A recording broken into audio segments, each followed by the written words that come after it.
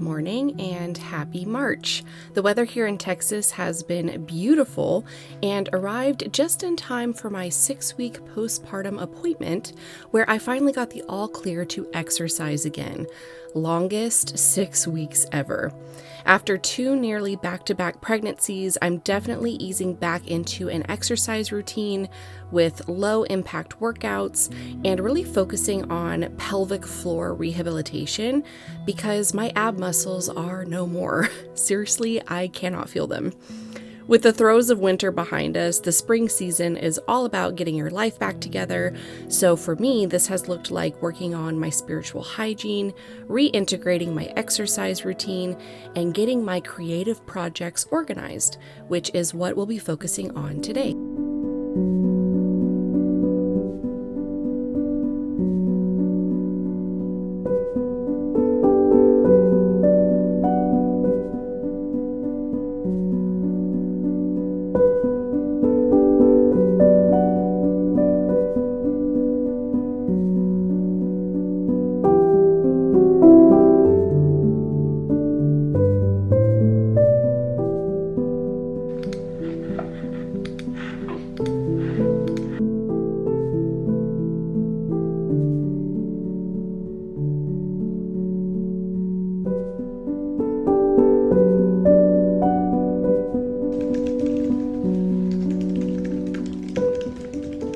It's no secret that I love to organize things, and my writing projects are no exception. This video wouldn't be possible without the sponsor of today's video, which is scrintal, the playground for the mind. Scrintal is a visual notebook, a digital canvas that allows you to convert your creative ideas into structured knowledge using a seamless flow of thinking, sharing, and writing. In past videos, I've shared how I digitally storyboard with scrintal, as well as how I plan out all of my book launches and the timelines. But what we're going to talk about today is very circa 2015 type A Kristen, which is how to organize multiple writing projects. If you've been following my journey for a while, then you know I love to create tools to help writers write their books.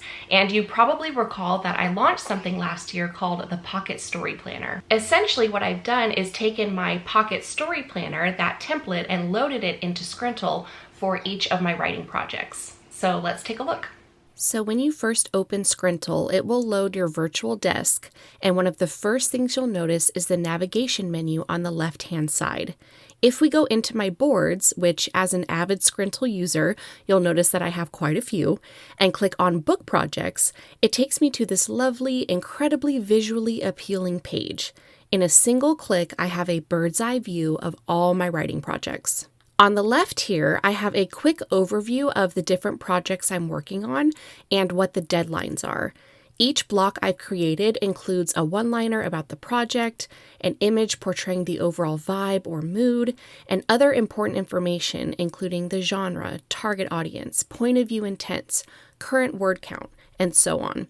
Furthermore, if I drill into any one of these, I'm able to delve deeper into the project details using my Pocket Story Planner as a template. The fact that I can link everything I'll ever need to know for each project continues to be one of my favorite things about scrintal. No more rifling through countless notebooks and loose-leaf sheets of paper, because all of my thoughts and ideas are safely contained and organized in one easy-to-access place. Another feature I want to point out is Scrintal's new AI assistant, which can help you easily organize and refine your ideas by entering a single prompt. While I've made it very clear that I do not condone using generative AI to plot and write entire books, Scrintal's AI assistant is, in my opinion, exactly how AI should be used, to organize and refine the ideas you've already come up with. In that regard, it's a very powerful tool that can save you a lot of time and energy, so you can spend more time writing and less time sifting through all the chaos inside your brain. I cannot recommend scrintal enough, especially if you are a visual person who prefers to see everything laid out in front of you, how all of your ideas connect. This is a must-have tool for writers. You can use my discount code with scrintal, which is Kristen30, for 30% off your first subscription period. So that's 12 months for the monthly plan. To have that discount automatically applied, just click on the link in the description box below. Don't wait too long though, because that discount code is only active for 2 weeks. Again, I'd like to thank Scrintal for partnering with me on today's video.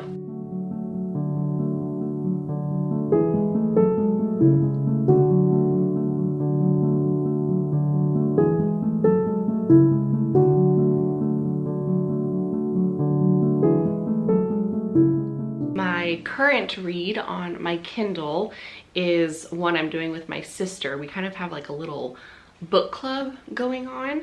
So we try to do this at least once or twice a year where we read the same book, and it's really fun. But my Kindle, this has become such a staple in my life. It is so much easier. Like I love physical books. I love flipping the pages. This all started when I was contact napping with Ivy, and she started to hear the pages flipping and understanding what the sound was. So it would wake her up and she'd turn around and she'd see my little book light, and she'd, you know, see the book and the pages because she loves to flip through books. So that prompted me to get a Kindle because obviously it's silent, and I was like, I don't know if I'm really gonna like this, but I wanna be able to read and hit my reading goals. And I fly through books on this thing. I am not even kidding. I get through so many books, and it's just so convenient, especially at night. And now with Violet, those late night feedings, I'm able to just prop this up like this.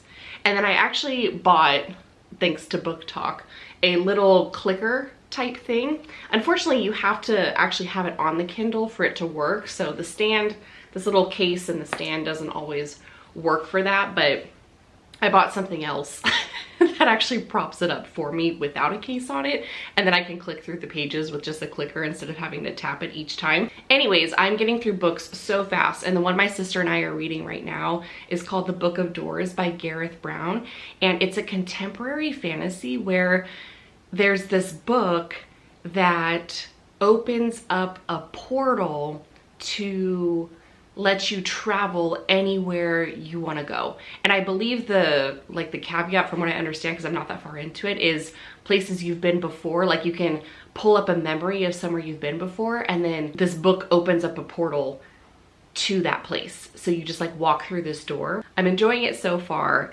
That's currently what I am reading these days. Since we were talking about writing projects earlier, I will give a little update on that. So I am still querying my paranormal romance, although I have realized that it's kind of doubling as an urban fantasy. And as I've looked more into it, I've realized that the fantasy and romance element, I would actually say there's more, it's more fantasy because there's a plot. So it's not just like a paranormal romance novel. There's a plot, and there's something that is happening outside of the romance. So I realized that while I was querying it last year under the paranormal romance genre, that maybe that wasn't the best way to go, because I shared in a video, I'll tag it in the cards, whichever side it's on, I shared how I was querying literary agents, and I was getting a lot of great rejections, which is always interesting to say, but I was getting rejections that were not just form rejections. So the agents were actually thoughtfully responding to me. And something that kept coming up was that paranormal romance is just a really hard sell right now. It's just not something that's really trending. Kind of like, I feel like we had the dystopian era with, you know, the Hunger Games, and which I would love if the dystopian era came back. That's kind of when I, you know, wrote the Alpha Drive. Paranormal romance just isn't really selling right now. And of course, with the publishing industry being, you know, it's a business. You have to call it what it is, but it's a business. And, you know, they're in it, they want to make sure that whatever product book they're going to put on the shelves is going to sell. So I kind of reworked a few things in that novel, and I've been querying it now. I've started a new batch of queries under urban fantasy because that's exactly what it falls under. There's a subplot of paranormal romance going on. And then we've got a lot of other things because it's got some occult stuff and witchy things. And I guess that's one great thing about writing a cross-genre book or a multifaceted book, is that it can be marketed in different ways. And of course, there are elements of the book you can pull forth and embellish a bit more or elaborate on more to make it fit that genre more. But as I went back through and read it, I was like, this is actually a fantasy novel. You know, like it's not just romance. There's a bunch of other stuff going on as well. There is a plot outside of the romance. So I've realized that too as I've been working on my other WIP, which is, I'm calling it a romantasy of sorts, so romantic fantasy. It could be a fantasy romance. I can't remember which one is which. One of those terms is where it's in a fantasy world and the plot is romance. So it's a romance novel in a fantasy world. And then the other one is where it's in a fantasy world, there's a separate plot and there's just romance involved throughout the story. And that's the one that this WIP is. So it's very clear that the books I'm writing are not just romance novels. They are, there's a plot, there's something else going on, actually multiple things going on, because I'm neurodivergent and that's just how my brain works. And then I'm still writing my gothic thriller, and that one I'm probably going to be working on in the fall, because that's just the vibe and the mood for it is, I feel like writing it in fall. Right now I'm working on that romantasy novel, so that's the one that I am currently drafting, as well as querying the urban fantasy, which was the paranormal romance, but now it's the urban fantasy. And then I do have a nonfiction project going on as well. When I feel like I want to sit down and record a podcast, like I'm in that zone, the podcasting headspace, that's when I'll sit down to work on that book instead. I really haven't made much progress on that one though. It's been a long time since I have published a nonfiction project in the self-help space, because I had Be Your Own hashtag goals, which I don't know, was that like 2017? I can't remember, probably around there. And then SOULFLOW, which I'm pretty sure was 2019, if I'm not mistaken. So it's been, we're long overdue for a nonfiction self-help type project. Outside of writing, the kids have their spring break next week, and we are attempting a family trip in Calypso, in the Caddy, to a beach. This will be interesting because to get to any kind of beach worth going to in Texas, it's a bit of a drive. So we're gonna see how that goes with Violet, but as you can tell from this whole little segment here, she's a very good sleeper. I think she's gonna be just fine in the car.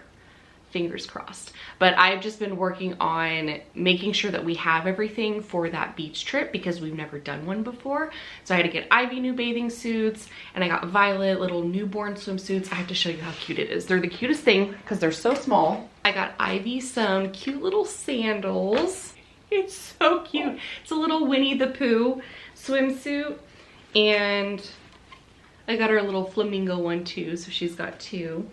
And then for Ivy, she's got this little fish underwater adventure swimsuit, and then this really cute one with strawberries, and it's got these little bows, little rouging and bows on the side. March, as always, it's a toss-up, and spring break is earlier this year because normally it's mid-March. I feel like it's really early March this year. I don't think it was like this last year, but that's what we got going on. What are you doing? You've made quite the mess in here. Ivy. Nonya? Nonya? You watching Bluey? Well, yeah. Is that your drumstick? Yeah. Look, if I flip this up, you can see yourself. Who's that? Is it you? Papa. Ba. Papa. Papa. You say bye-bye. Bye-bye. Bye-bye.